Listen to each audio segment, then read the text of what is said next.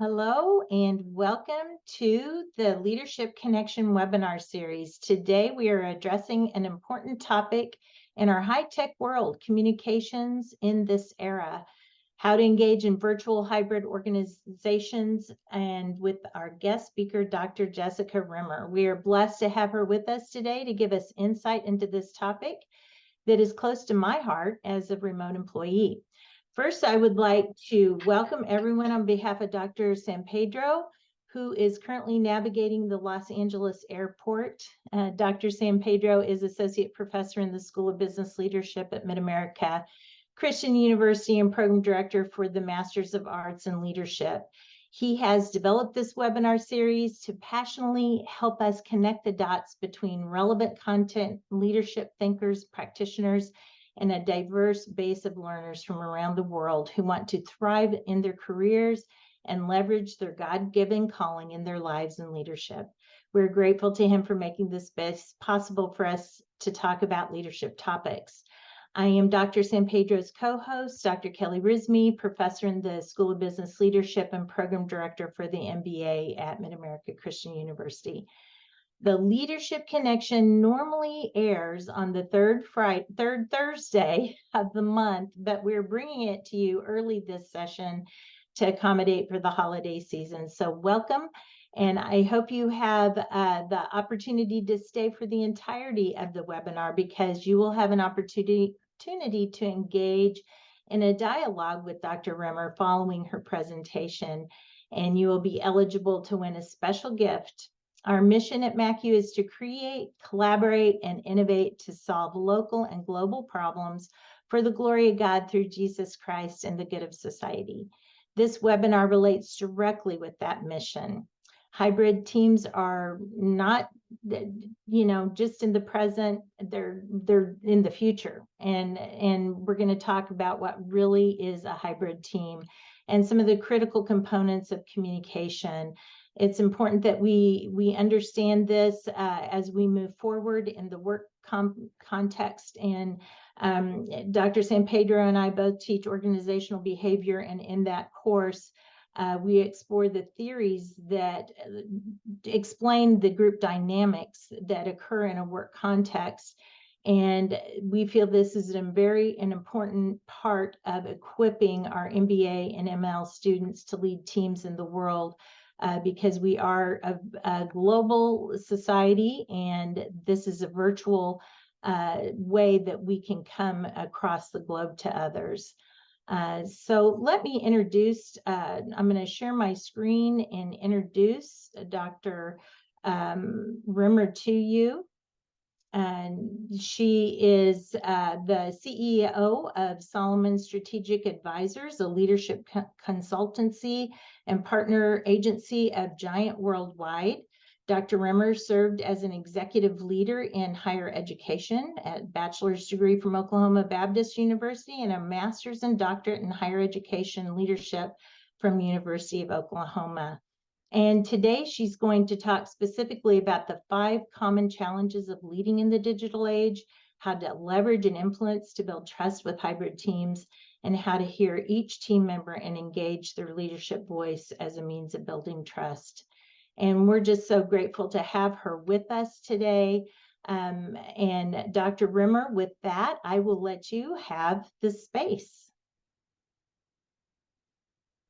Dr. San Pedro, for the invitation. I'm going to jump right in because we don't have a lot of time today, and I want to make sure that everybody who's tuning in and maybe listening to the recording later, that you get a nugget. I'm always just looking for one thing. What's the one thing that's helpful to me in my leadership right now? And as Dr. Rizmi mentioned, hybrid teams are the new reality. We are not going back to a world that doesn't involve some measure of the global workforce. And so we're going to talk today about digital age leadership, how we can engage virtual and hybrid teams. So the digital age is an interesting term.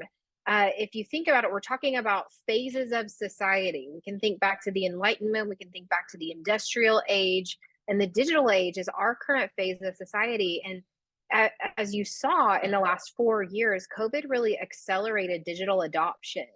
And so the goals here today are to understand the challenges that the digital age has introduced to leaders as a whole, become familiar with the various types of remote work. We're going to talk about the advantages of the challenge.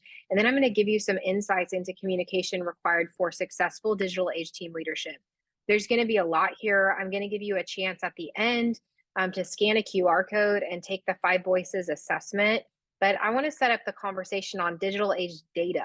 So as you think about 21st century leadership, we're talking about the context created by the pervasiveness of technology, the pervasive overtaking of technology in every type of work conversation. And so, if you look at the trends as of 2019, there were more trends in terms of leadership as to how leaders perceived that technology as benefit or threat. And so the question that we were asking is, why do you think that there's a difference in the unique requirement of 21st century leaders? And actually, new technology was the top reason that leaders considered the context to be changing, and then the pace of change. So one of the characteristics of the digital age is the hyper speed at which things changed.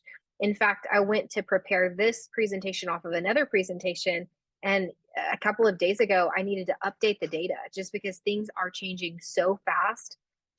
Even what is true, what is real, what is current is changing so fast. And so it's really important that we do lean into the context of where are we leading and what are the factors that are impacting us. So what do we mean by remote? We're talking about not just people who are who are leading teams that are pervasively involved with technology, but we're talking about teams that have different geographies involved with them, different time zones. So I know for me personally, in the work that I do, I've got people in multiple time zones, and so that really has an impact on the way that we do work. It can expand the day by several hours on either side of it.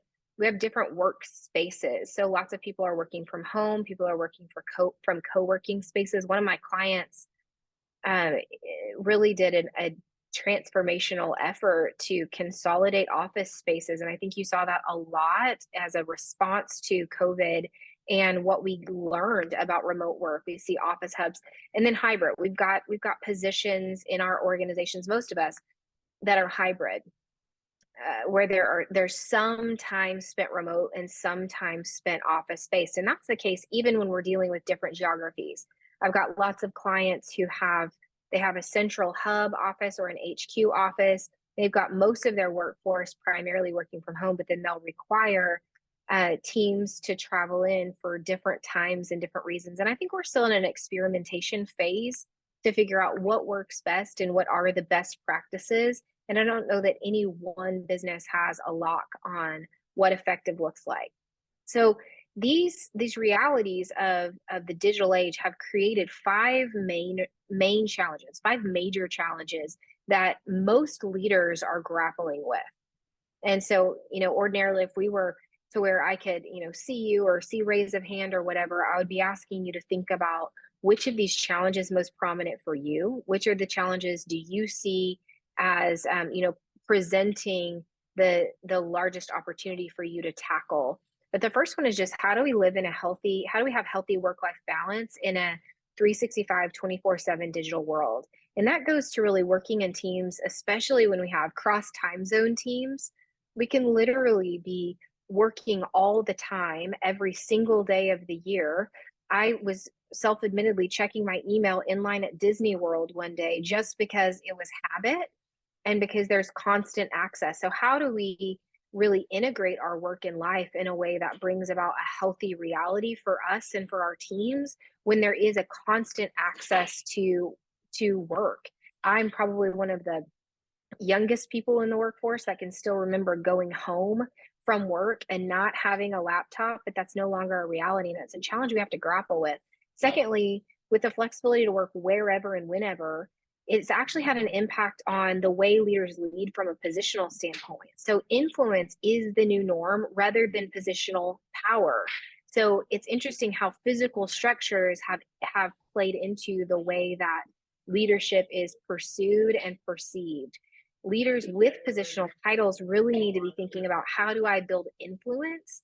Because I'll tell you, it is the leader with the most influence on your team. That's the leader. So it's not the leader with the position. So if you have the position, you want to be thinking about not just how do I make sure that people are doing what I say because I'm the leader, but how do I build relationship, build trust, build influence with every person on my team. The third challenge is we are at a probably, I think, a fever pitch of content saturation. So with the saturation of content, leaders really have to think about how that's impacting the context of communication. We can't just be sending out emails and going, well, it was in the memo. Well, I wrote that down for everybody. We have to be thinking about, how do we use visual and interactive tools that have immediate practical application. If you think about the way that Amazon works, when you purchase something on Amazon, there's a you might also like. That feature is feeding this need for immediate relevancy, and that tendency is creating a pattern of communication that leaders have to pay attention to. How can we be more visual, more interactive? How can we create the reality where our communication is more effective? Because we are dealing with content saturation, so people are overwhelmed with messaging. For more complex, leaders must solve problems through agile collaborative teams rather than a few highly talented individuals. It used to be the case that when we were looking to build organizations, we primarily thought about the talent gap as going and finding the unicorn person. You need to go find the smartest person at that skill. But because of the global talent market and the access to lots and lots of talent, what we're really looking at is, how do we find people who, yes, are smart. I think that smart has become table stakes, but how do we solve problems through teams? How do we really leverage the power of team? That requires that we are thinking about, how are we team members? How are we team leaders? And then last, technology has led to a more digitally connected, decentralized team, which creates communication and relationship challenges. So those are kind of the five main ideas, and none of them are throwaway, right? All five of these are challenges that leaders have to grapple with. How do we build relationships in an environment that's constantly tech mediated? How do we use technology to our advantage? How do we use it as a strategy? How do we use remote work and hybrid teams as a benefit while acknowledging the challenges that have been introduced? It is easier when you can go to the break room and sit down and have coffee. It is easier when you can stop by someone's office, but that doesn't mean it's the only way. So these are the challenges all leaders have to be grappling with. So the digital age requires that we become the type of leader that people want to follow, not just a positional leader that they have to follow. So leadership development, it is about skills development. There are lots of skills that we have to develop as leaders. We have to be active listeners. We have to be problem solvers. We have to be, self-aware. But the digital age requires that we become more and more authentic. We can't just trade on what we can do. We have to trade on who we are, which requires that we really undergo transformation as leaders. So, which is one of the primary tool sets I use within Solomon Strategic Advisors, we talk a lot about becoming a leader worth following, and how it's like a journey to the top of Everest. It's like climbing a mountain. Now, there are probably a few folks in here who are aspiring mountain climbers. I rarely run across somebody who has actually climbed Everest, but Sir Edmund Hillary, who was one of the first known trekkers up Mount Everest, says it's not the mountain that we conquer, it's actually ourselves. And so it really has always been that leadership is about self-awareness and conquering self as we are learning to be effective with others. And so we can't think of ourselves as the climber. It's not about us on the mountain. We have to think about ourselves as the Sherpa. We have to think about ourselves as we are leading, that sure, we're on the mountain, we're the healthiest climber on the mountain, but that really our goal is to help other people summit their mountain. Our goal is to make their success our success metric. And it's never been more important than now. Really, transactional leadership has gone out of style. And the younger the workforce you're leading, the more important it is that you're thinking about, how am I being a liberator for these people? How am I building true, authentic relationships? So I thought it would be helpful too for us to understand the landscape.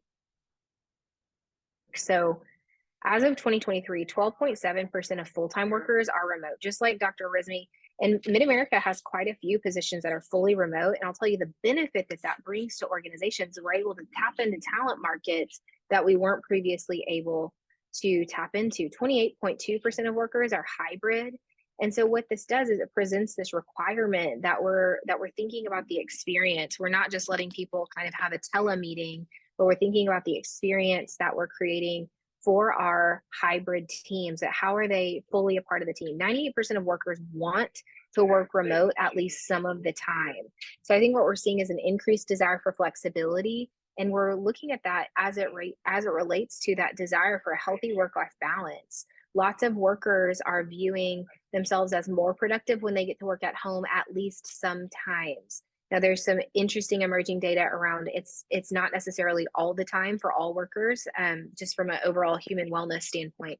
The highest percent of remote workers are in the youngest category of professionals. So we're looking at Gen Z and late millennials. And then 35% of remote workers, as I mentioned, feel more productive when they're remote. Now, there are some challenges to this. There is some increased burnout that we're seeing among workers, partially because of that 24/7, 365. They're constantly on. We see some relationship challenges. At least half of workers who work remote say that it's harder to feel connected. And then when you think about executives who are usually looking at a different set of challenges, they're looking at some of the cybersecurity risks that have been introduced to the workforce based on these challenges. So the digital age, what we know is it's not going away. We're never going back. That is silly. But these are the context challenges that we have to think about and grapple with. And so as leaders, what if we are thinking about how we can really lead effectively as we're thinking about that context? So the question that I want to talk about for the next, I think we have 22 or so minutes, is really like, what does successful digital age leadership look like? Let's paint that picture. And then what are some tools that I can offer you today?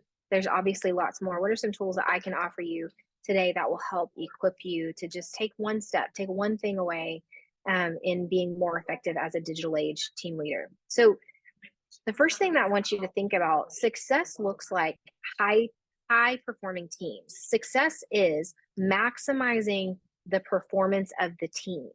So we know that a team is made up of individuals, but a team isn't operating as a team unless those teams are working together. And so the functions of working together, true collaboration, true performance, it really comes to communication, relationships, alignment, execution, capacity. We use to make sure everybody's on the same page. And that was just the way things were done. We would say, let's get on the same page, let's execute the goals. But honestly, it's always been that these 5 elements are necessary for team performance. In the digital age, we have to think about, in what way are we being effective at communication, relationships, alignment, execution, and capacity? There are some ways, like the introduction of Slack or Monday.com or any of the project Asana, the project management, where you can actually see a lot of organizational movements. There's a lot of opportunity on alignment and execution, but there's also a lot of opportunity for misalignment and misexecution. And so, what we're really looking at in terms of a successful picture is relationships, alignment toward common goals, execution of those goals on time and on budget, and then maximizing the capacity of the team members such that they're not overworked or underworked, and we're tapping into their unique skills. So this requires that we're intentional.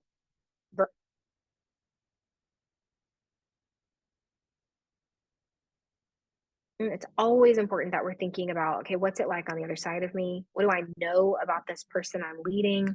How is our relationship? What are the goals, right? It always requires that we bring these things into focus.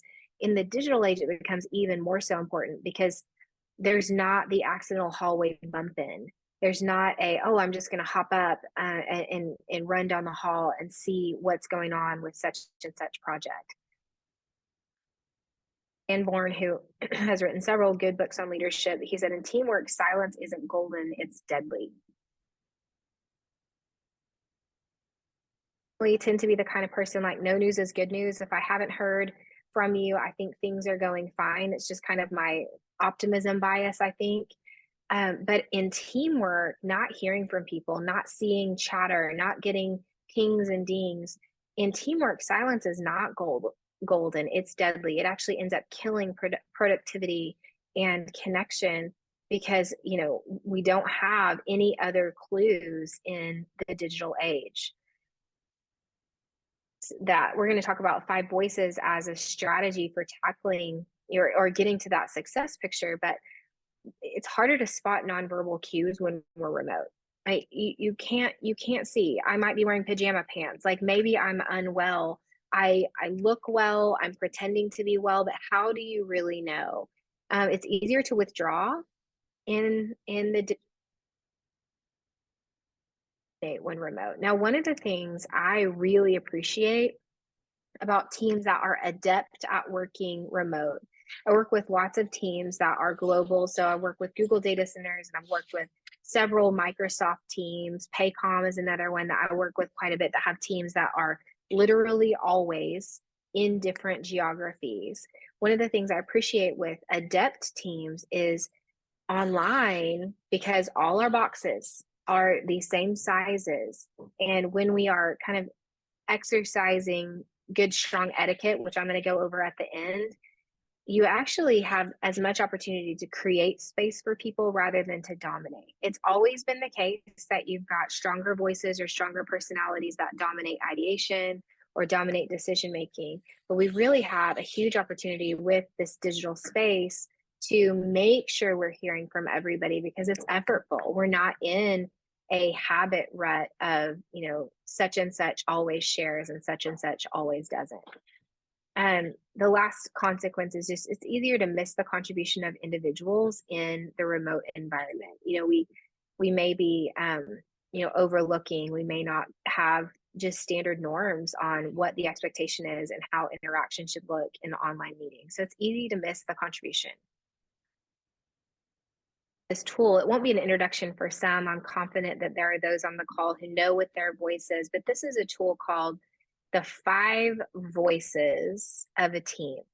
So voices it's a tool that we use to help understand what are the dynamics that exist in a team, an individual, each of those voices champion, and how do we navigate some of the natural voice dynamics. Now, the reason I introduced this as a way of navigating the digital age is when you understand what a voice is championing, when you voice needs in terms of communication, it helps shape the strategy around how much time we might spend relationship building versus task oriented, how we might make sure that we're really checking in with certain things that we know that voices care about. So to give you a bit of an overview of the voices as a tool, so remember, communication is one of the keystones, one of the pillars of any team, any high performance team. And there are some natural barriers to effective communication in the digital age. To add a layer, each of the voices needs something different. So what you see in this tool is we all have all 5 voices. Some of these voices, you're going to have one that is foundational and one that is secondary. And what that means is it's the lens by which you are seeing the world. When someone's rolling out vision or change or opportunity, you're going to hear that vision, you're going to hear that change, you're going to hear that idea in terms of what your voice champions. The other thing that is happening here on this tool, and I'm going to explain the champion of piece in just one second. You see that each voice speaks at a different volume. Each voice speaks at a different volume. So you've got your nurturer, which is the quietest voice on a team, yet it represents 43% of the population. So it's the largest representation of any single voice is going to be the nurturer voice. So what that means is, as we're seeking to hear from the various voices of our team, and we all have a leadership voice, whether we consider ourselves to be a leader or not, we all have a leadership voice. And so we have to be intentional about the way that we pull out. One of my recommendations is that you actually, when you're looking for feedback, you go in voice order. Let's hear from the nurturers first. Now, what they're going to be raising their voice about, what they're primarily concerned about is how does this decision affect people? So they're the champion of people, relational harmony, and values. Their superpower is relational care, right? They're the oil in the machine, making sure that the flywheel of the team is really spinning. They're going to make sure that people are doing okay before, during, after meetings. Now, that before, during, after is really interesting in the hybrid environment. A lot of times people are coming to meetings and they come right on time. There's not the chit chat that happens before. Some voices love that. Some voices are feeling like, gosh, everything's gotten super transactional. And the nurturer is going to be the one who can tell you, how is morale going? How is the team doing? How did that meeting go? And if we're not making space for the nurturer and not hearing their voice, we can really overlook them. So it's important that we're spending some time hearing from each of the voices on our team. The second quietest voice is the creative. They're the champion of future ideas, innovation, organizational integrity. They're the voice that's seeing the furthest. Sometimes they can have depth perception issues. They'll see opportunities and threats before other people, but because they're so future oriented, a lot of times that opportunity or that threat may be further out than it actually is. They love to think outside the box. That future ideation and innovation, they are constantly going, but are we doing as well as we can? Are we pushing ourselves? So this voice is probably highly concerned with the way that we're keeping up with innovations in our industry. They're probably highly concerned. Are we doing the right thing? Are we creating a cohesive team environment? But they're going to be thinking about that in terms of, how do we make sure that we're really living out our values? How do we make sure that we're keeping things whole and ethical? Only 9% of the population are creative first voice. To understand what that voice is trying to communicate, because a lot of times their future orientation can mean it's hard to understand what they're trying to say about the present moment. The third volume voice there in the middle is the guardian voice, champion of due diligence, resources, efficient systems, and processes. So they're the voice that's most concerned with, how is this decision, how is this vision going to impact our infrastructure, our processes, our systems? Is this going to make us more or less efficient? 30% of the population are first voice guardians. If you look at that, nurturers and guardians together make up 73% of the population. They're primarily concerned with today, the last 30 days, the current 30 days, the next 30 days. They don't super enjoy spending time thinking about, where do you want to be in 10 years? Where does the team need to be? So sometimes this is where team friction can come in, and where we have to kind of massage some of those natural friction points between, say, the guardian and the creative, or the guardian and the connector. Second loudest voice, so we're kind of moving up in voice volume. They're the champion of relational networks, collaboration, and effective communication. They are, kind of always dinging and pinging with, how is our relational network doing? They always know somebody that can solve a problem. So they're going to come alive when we come to the end of our resources, and they're going to say, I know a guy. I used to work with a guy. Only 11% of the population are that big, broad connector voice. They are fundamentally,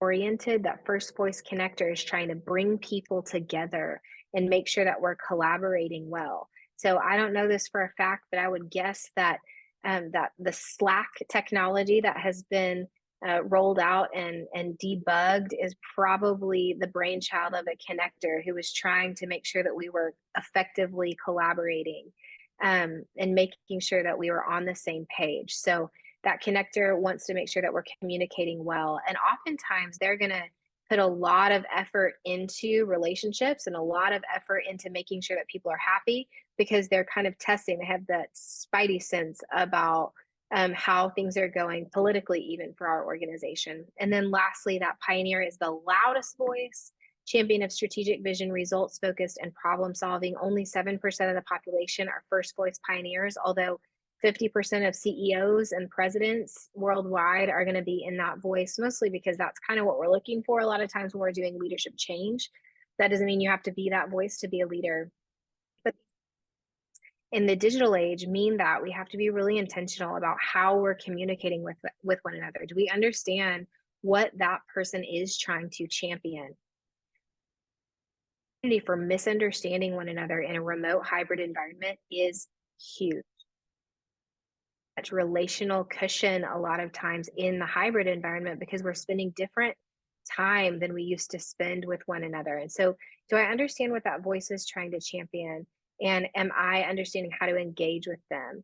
And so I'm not going to unpack this one super deep, but have some rules of team engagement. Dr. Rizmi, maybe we can send this out as a slide afterwards. But if we're thinking about engaging each of these tools, we have to remember that there are things that we have to kind of agree to.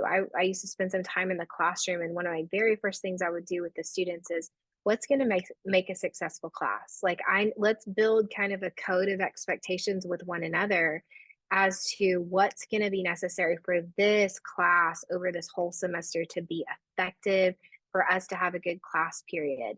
And one of the things that we would inevitably end up saying is, I'm going to bring what I have. It's 50% me as an instructor, and it's 50% you as a student. And as it's a joint effort. And that's a picture of teamwork. Effective team communication cannot be 100% on the leader. It also has to be owned by each individual team member committing to engaging in communication best in the team members. So as we're looking at that quieter voice, the nurturer, one of the reasons that they're being quieter is a lot of times the louder voices are dominating the discussion. So let's hear from them first. Let's make sure and hear their opinion. And then remember, don't jump in with critique. Most of the time, there's a brand new book out by Giant called The Communication Code. I recommend it. Most of the time, people are not looking for critique as the first thing they want to hear when they've shared an idea or an opinion. Generally speaking, clarifying what they're looking for, bringing a little bit of celebration is usually better. People are not looking for critique, but especially the nurturer. And make sure to understand and thank the nurturers for what they're bringing to the team. If you will appreciate before you critique, you will get there, not just with the nurturer voice, but with the creative, with the connector as well. The second quietest creatives, we need that creative voice to dream big. So we want to make sure that we're creating space where they are dreaming big. And one of the things that's true of that creative voice is they really do want it to be perfect. They're internal perfectionists. It's okay to miss sometimes. The thing that we can do for the creative voice that is liberating to them is ask clarifying question. There's another communication code right there. Clarifying questions. Here's what I'm hearing you say. Is that right? One of the biggest mistakes I made as a leader, and I made it for way too long, was just assuming that I understand and then jumping in with an answer. Practicing some active listening is effective in team engagement, but especially effective for the creative who's probably trying to communicate something about the future or about a problem they're seeing. And if they're feeling misunderstood by the team, or if they're feeling like everyone thinks they understand but it's not really what they've said, they won't continue to share. And then making sure that we really are grateful for the ingenuity. Again, appreciate what the voices are championing and what they're contributing. The guardians, they're going to be the champion of due diligence. So they're going to be asking the difficult questions. We need that. This is the voice that keeps us out of jail. This is the voice of the IRS. These are the voices that they're making sure compliance is happening. So keep asking those difficult questions. We need that. And then the team, we have to push ourselves to stay engaged with those questions. Most of the time, the guardian is not trying to be an interrogator. They're trying to make sure that we have done the due diligence. And so we need to make sure that we're grateful for the structure and dependability that they offer. And then connectors, we have to make sure that we create space for them to sell ideas as passionately as we can. Now, in a remote environment, it can feel like even more, if you were task oriented before the pandemic and before working in remote or hybrid teams, you've doubled down on that strategy in the remote world, because it feels like you can be so efficient. We don't need 60 minutes. We can do this in 30 minutes. Let's work through that agenda. But I'll tell you what, a rigorous working through an agenda does not allow time for. It doesn't allow time for passion or ideation. And while we can't always do that, we have to make sure that we're bringing the best out of the connector, because they are the ones that are going to know people to help build enthusiasm for the vision we're trying to accomplish. Again, communication code, that we are clarifying that we're not trying to be personal when we critique, that we're critiquing the idea and not the person. And then being grateful for what they're offering the team. We actually need this voice more in hybrid teams than we did before. We need this voice to make sure that they're giving us feedback on collaboration and being the glue. And then last, pioneers, this is a little bit of a reminder to that voice volume, but pioneers, we have to make sure that we're going last. I have a really strong pioneer voice. So I have to make sure, listen. And then again, communication code, beware of the strength of the critique. One of the things that we all can do for the pioneers is to be willing to put on a little Kevlar body armor and bring some real challenge to the pioneer. And then again, gratefulness for what they bring. The pioneer really does bring strategic leadership, strategic capacity. They are able to see straight to the heart of what needs to happen. And then they're pretty impactful at bringing systems resource people together. Sometimes they can be misunderstood that their ruthless commitment to winning is somehow about them. So one of the things that I'm going to land the plane here with a couple more slides is we have to be conscious that really the tech mediated communication impacts the way that we bring challenge to one another.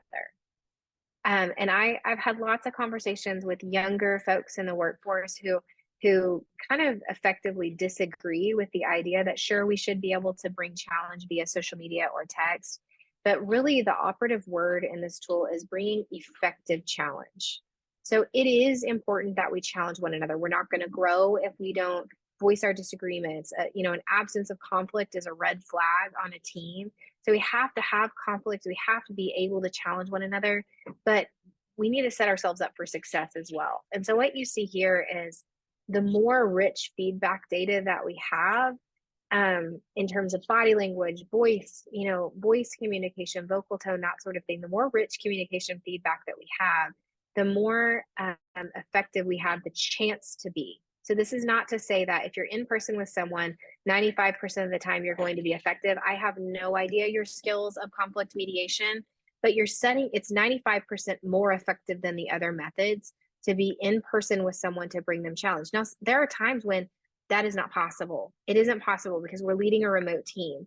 And so, can we turn our video on? I have a pretty direct communication style and my voice just comes out like I'm convinced of something, even when I'm brainstorming.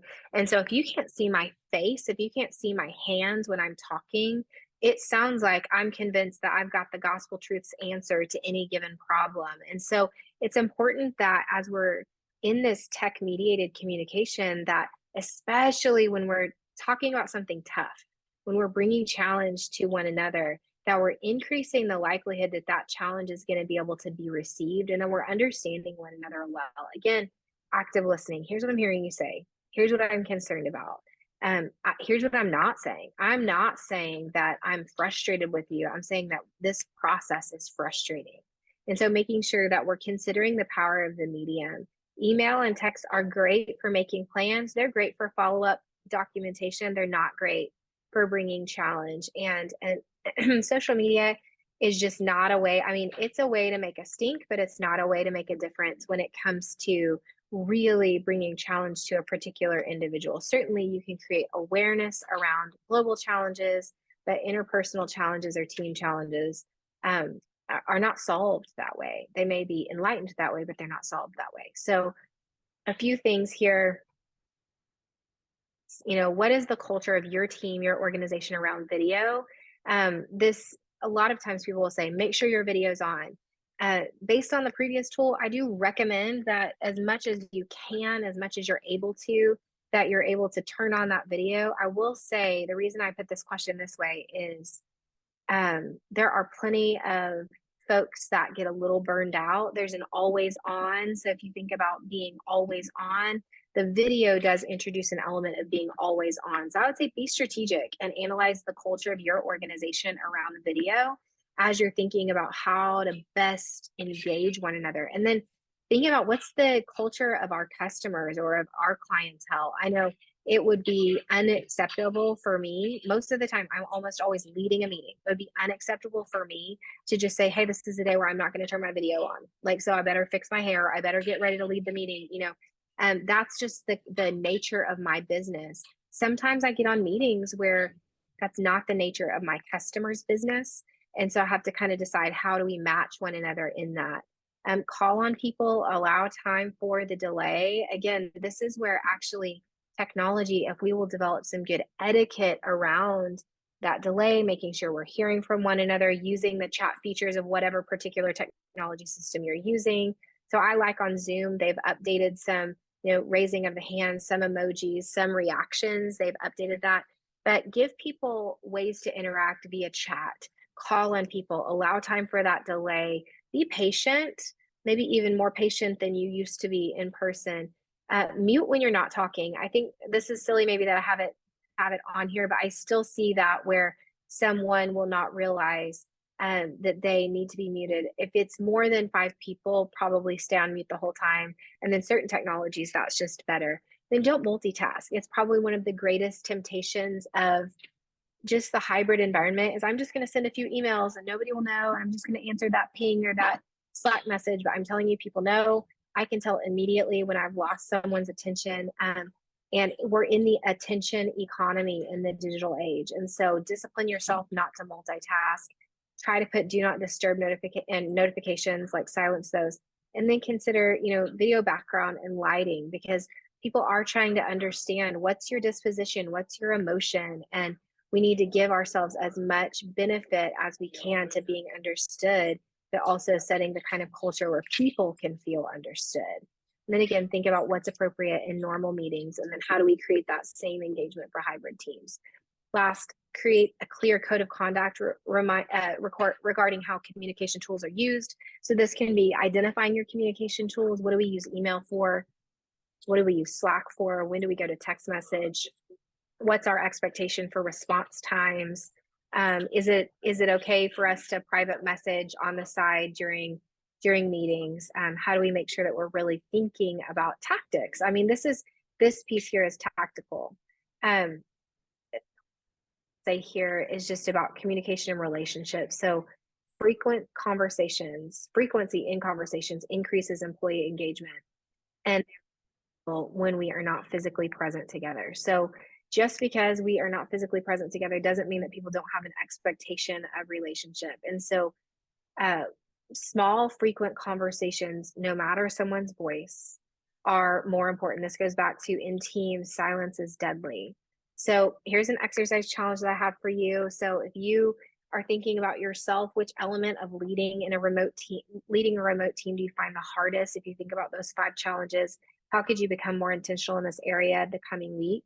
Do you know your team member's voice? And then my challenge is for you to just talk to your team about the challenges that are specific to your organization and your team. A lot of times the genius is in the room. Your team has ideas for how to solve your problems. The opportunity ahead of most leaders is figuring out, how do I pull that out in a way that where I'm really listening, I'm really creating the kind of psychological safety where people feel the chance to take a chance without, fear of any sort of action coming back at them. So if you're interested in learning the 5 voices of your team, this is a QR code that will take you to an assessment. That assessment is open until January the 31st. You can share that link with anybody you want to share it with. And then I will take a look at it in January and see who has responded to that. And I will let our good doctors on the call. And thank you so much. I want to say thank you for having me on your webinar today. And if you are interested in connecting more, of course, you can talk to Dr. San Pedro. We are good friends. Or you can email me directly right there. So thank you, Dr. Rhythmy, Dr. San Pedro, for having me. I'm happy to take questions. Well, great. That was a great presentation. And, you address so many wonderful ideas and really issues, and broader personality, with the voices that are important for us to understand as we relate to each other, whether we're in person or remotely. And we do have a question. And the question is, what does Dr. Rimmer have for have insight suggestions for leading teams who are hybrid, some people together in one space with some team members remote? Dr. Rhythmy, about how modality is now a strategy. We used to default to being in person, right? Or we could default to being remote because everyone's everywhere.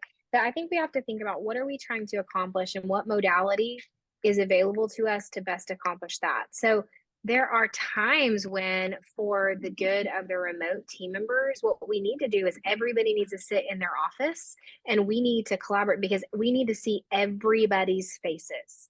So that's one strategy that I personally have employed is, okay, we're going to sit in different offices, even though we're in the same building. Now, if we always do that and we never get together, we have to think about, why are we doing that? But modality is a strategy. So what are we trying to accomplish and what's the best modality for doing that? The third question is probably what resources do we have for bringing people together if it's possible, because sometimes it's not possible to bring people together. What resources do we have for equipping our rooms? I think it's probably unacceptable. I don't mean to speak too harshly. It's probably unacceptable to have shoddy technology in collaborative spaces if you have hybrid tech teams. So technology is developing so fast to do kind of a whirl around where it'll look at the person who's talking.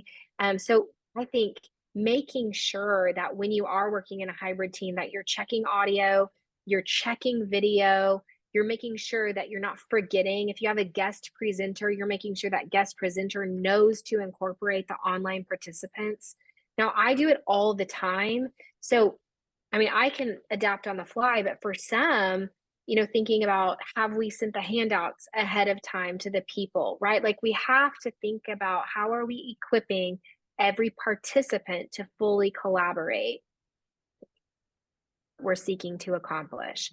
So if we're just like, well, good luck, and I send them a PDF, it's like, well, how do we make sure that they're having a similar experience and that we've adapted our technology or our techniques to incorporate their voice or their perspective? Yes, and that's a great point, because when that happens, the remote person feels disregarded, and so those are really important points. I appreciate that, in terms of just bringing that inclusion. And I think oftentimes we forget that being remote can almost feel like a minority group, not to minimize or equate it, but in terms of being included, we have a lot of barriers to overcome. We have another question, so thank you for that. This is from Tyler. What would you say is not an appropriate background? Is it okay to have pictures on the wall? Should the wall be blank like yours? It's so funny. I'm not at my house. I'm not in my office. I actually think that your background should be relatively reflective of you as a person if you are regularly online. Now, I move around a lot. So I'll use a virtual background or I'll blur my background. So it depends a little bit on if there's movement in a background, I typically am trying to minimize movement. But I actually encourage some level of personality behind leaders, especially if they are consistently in that same spot. I think one of the things that when we all went home and started working from home, when we had to figure out like, where do I sit? Is this my kitchen table? And are those my kids in the Zoom? And we had to figure out what does an appropriate background look like, but we got to know each other, right? Oh, is that your cat? Oh, tell me about that painting on the back of your wall. So I'll often talk to leaders I'm coaching about what are you going to put behind you? I don't like a blank space because I like there to be something that's communicating. It's an opportunity for connection if you're intentional about what's behind you. So, Kelly, if it was just you and me, I'd be like, oh, tell me about you got some stained glass in your window. Tell me about that, right? Like, it's an indicator about people. And so I think the more opportunity, now don't be crazy, right? Don't be inappropriate. I think inappropriate would be, if it's vulgar or just horribly messy and it was distracting. Is my background distracting or does it offer an opportunity for connection? I like that. That's great. Good. Dr. San Pedro, we're glad you're able to join us. Do you have any questions or comments? I do. Can you hear me well? Mm-hmm. Yes. Thank you so much, Dr. Reamer, for the presentation. One thing that came to mind was related to the idea of trying to keep the distractions out of the hybrid environment. That's a dual challenge because you have to try to keep the people that are in front of you, but at the same time, the people that are online. But I think we as leaders have to be intentional in creating the kind of hybrid connection that we want to reach, which means, I really enjoyed what you said. I think it's a super practical and wonderful suggestion that we have to set up the guidelines. Like, how do we want to dress? Are we going to show up? I remember I was doing a training some time ago, and at the end I said to everybody, like, okay, let's take a picture here, a digital picture. And there was one lady like, oh my goodness, you should have told us. And then I thought about that. Yes, I should have told them. And that's one thing I think we need to be more intentional in telling people, what are we expecting? And even before a meeting, and hey, this is going to be appropriate, this is not going to be appropriate, this is what we're expecting. Be yourself, show yourself. We want to be interactive. Don't open up 3 other things at the same time, and be here, be present. And so I think it's intentionality. I really enjoyed what you shared about that. And among the other things I also enjoyed, but I think people are taking a lot of practical suggestions here. Thank you so much. You know, something you said that I didn't mean to cut you off, but something that I thought was really important too that you said was the silence as a symptom, and that is not good, particularly for a remote team. Do you have any suggestions for leaders that may encounter when a team member becomes quiet and what they should do? My gut reaction is to pick up the phone and call them. To increase communication when you're sensing silence. Now, you don't want to break down somebody's wall, right? Like, no, you're knocking on the door of their house when you call and when you ask and when you demonstrate care. You can't barge into their house. People have to be, they have to feel comfortable sharing. And sometimes it may have nothing to do with the team. It could be personal and they might be really private. But my gut instinct is to pick up the phone and call and to demonstrate that you've noticed and to ask if they're willing and open to share what's going on.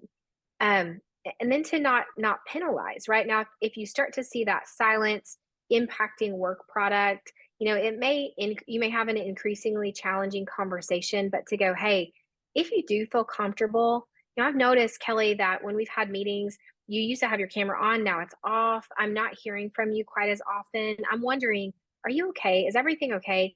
And listen, if it is, awesome. Like, this could just totally be one of those like seasons where you're being worn out by the camera. If there's something that pops up that you'd be willing to share with me, would you just like feel comfortable shooting me a text? So to demonstrate that you're noticing what's going on, again, it's just thinking about, how do I make sure that I'm being effective in this relationship in an online environment? I've noticed this behavior changed. And so are you okay? Are things okay?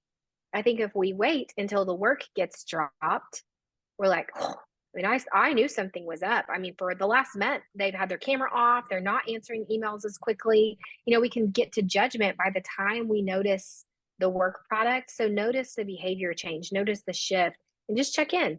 And don't barge. People don't want to be barged in on, but knock at the door and see if they're willing to open it. Excellent. We have another question from Dr. Dawson. What are some strategies for encouraging those who have a typically more silent voice, a nurturer, to partake in the conversation, and when they might feel silenced by the stronger voices, like a pioneer? The remote environment can make their hesitancy more pronounced. One of the things is using a tool like the 5 voices helps that volume modification. So if you do know the voices of the team or have them take that QR code that I sent at the end, go in voice order. Now that doesn't now we're going to hear from the nurturers. Don't be silly about it no matter what, but we want to really make sure we're hearing from the nurturer voice and then going in voice order. If you're the facilitator of the meeting and you notice that happening, obviously you have the power to step in and go, Mike, I appreciate you. I really haven't heard from Sarah yet. Sarah, what is your point of view? So if you're moderating it, but if you are the quieter voice, and you don't necessarily have power to shape the facilitation, maybe going to the meeting leader and saying, hey, I'm wondering if it's cool if we use the chat some.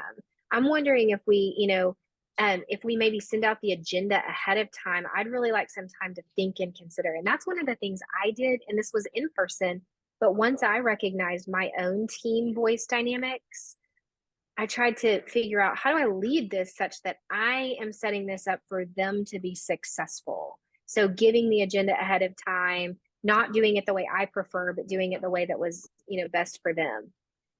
That's excellent. Well, thank you so much, Dr. Rummer, for coming and joining us today. You're just a delight, and as always, and bring some wonderful thoughts for us, particularly for leaders and even for those of us on the team who may not be leading the team, but need to understand where we fall into the conversation in a remote world. So I'm going to share my screen and for a moment and just kind of end our time by mentioning aspects of our Masters in Leadership and MBA program, and thanking everyone for coming and their questions. Again, those of you who are not familiar with our Master of Leadership degree, it was designated as one of the best organizational leadership master's programs by Jesus, I apologize, I can't remember, but I believe it was by Wiley. And so Yes. we're very proud of that. And it is a hybrid, has the opportunity for on ground and online, as does our MBA. We share courses between the MBA and the ML. And so if anybody listening today is interested, oh, there's the slide in the degree, please reach out to Dr. Jesus or myself. Most of our courses or most of our degrees can be finished in less than 2 years. So we encourage people to consider that as an opportunity. Our MBA was voted one of the state's best among private universities. And so we're proud of that accomplishment as well. Be sure and follow up on social media with us. These are some of the areas that you can reach out to us and see how and what's coming up and what's next. And also, if you visit our MACU Leadership Connection, you can watch this video again and share it with friends so they can learn more how to work remotely in an effective way and communicate at their best. Next seminar is webinar is January 18th, and it's our own President Greenwald. He's going to talk to us about growing our organizations through gratitude. And so we really look forward to hearing from him. He's our 5th university president at MACU since 2022, and he has served for 25 years in local churches and as an executive pastor and CFO. And he is one of our alumni. He's one of our own, fantastic MBA student. He also attained his graduate in theology studies through the Perkins School of Theology at Southern Methodist University and Ashbury Theological Seminary. So we're hoping you can join us for that. And until then, thank you again, Dr. Rimmer, for joining us, and we'll see you all next time. That QR code back up. So I'm going to do that while people are signing off. Sure. Thank you. He'll take you to the assessment.